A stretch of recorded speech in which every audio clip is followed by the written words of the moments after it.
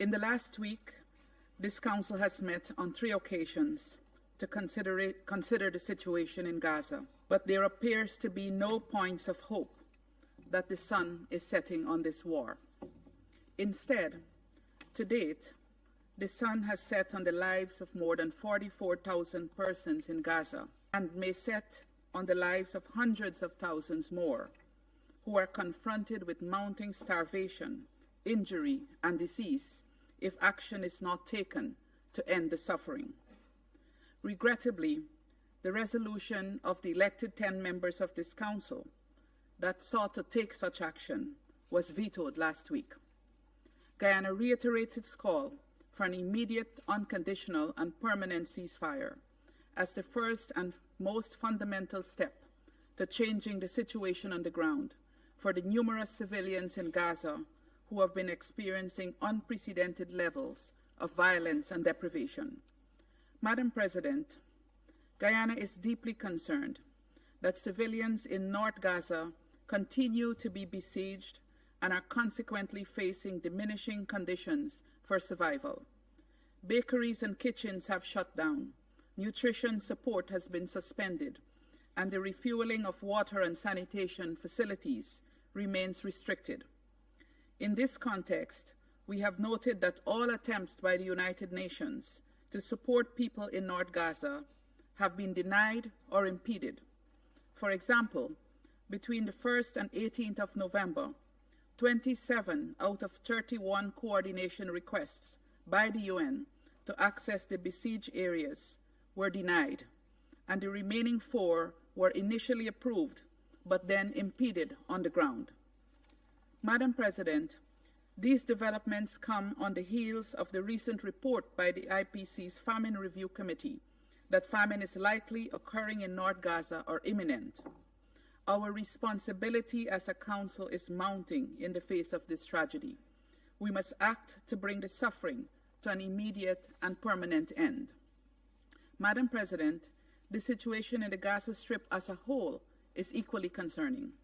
Humanitarian operations across Gaza continue to be severely affected by access restrictions, and there is little or no cooperation from the Israeli side with the UN and humanitarian partners trying to address the unprecedented suffering. This is consistent with the pattern we have seen since the start of this war, to inflict pain on the Palestinian people and deny them the means of easing that pain. This is the reason we continue to witness systematic attacks on healthcare infrastructure and continued disregard for deconfliction and coordination mechanisms. Guyana calls on Israel and all parties to comply with their obligations under international law, including international humanitarian law, and to prioritize the well-being and protection of civilians. Madam President, the situation of Palestinians in the West Bank, including East Jerusalem, also continues to deteriorate. The worrying statistics include the killing by the Israeli forces of an average of 3 Palestinian children per week in the West Bank, including East Jerusalem, since 7th October 2023, a 400% increase in such killings compared to the first 9 months of 2023. The displacement of hundreds of Palestinians in the West Bank due to settler violence, intimidation and harassment, and school dropouts attributable to rising access restrictions. Shocking levels of barbarism characterize these illegalities, and even children are not spared such acts. Madam President, we have heard repeated arguments about Israel's right to defend itself in response to Hamas's attack of 7th October, attacks which Guyana have repeatedly condemned. But let's be clear, while fully respecting every state's right to defend itself under Article 51 of the UN Charter, the Charter is also clear on how that right is to be exercised. It is neither absolute nor limitless.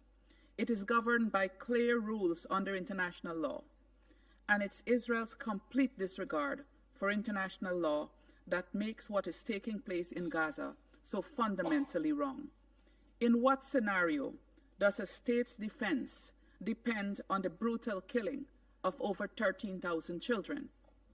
No UN member state can invoke Article 51 of the Charter to defend killing, maiming, and starving innocent women and children. In the context of this appalling situation in the occupied Palestinian territories, Guyana underlines the following four key messages. First, the Israeli occupation of the Palestinian territories has brought nothing but decades of pain and destruction to the Palestinian people, though it continues to be couched as a necessity for Israel's security. On the contrary, the occupation has led to insecurity and instability for both Palestinians and Israelis and the Middle East as a whole. Guyana therefore recalls the advisory opinion of the International Court of Justice on the illegality of the continued Israeli presence in the occupied Palestinian territories and emphasizes Israel's obligation to bring that occupation to a swift end. Second, the Security Council has a charter responsibility for the maintenance of international peace and security and a mandate to address threats to the peace, breaches of the peace, and acts of aggression. Guyana therefore calls on all members of the Council to consider how this mandate ought to be applied in the current conflict, bearing in mind the heavy toll that the war continues to have on civilians. Third, the need for accountability cannot be overemphasized. The international rule of law must be consistently applied across contexts and cannot only be strenuously defended when a particular set of people are the victims. The law must be blind to all distinctions. Fourth, the two-state solution is still the only just path to ending the Israeli-Palestinian conflict, but the prospects for achieving it are dwindling with every day that the atrocities against the Palestinian people continue with impunity. It is our collective responsibility to chart a path towards implementation of the two-state solution as the only way for the Palestinian people to exercise their right to self-determination.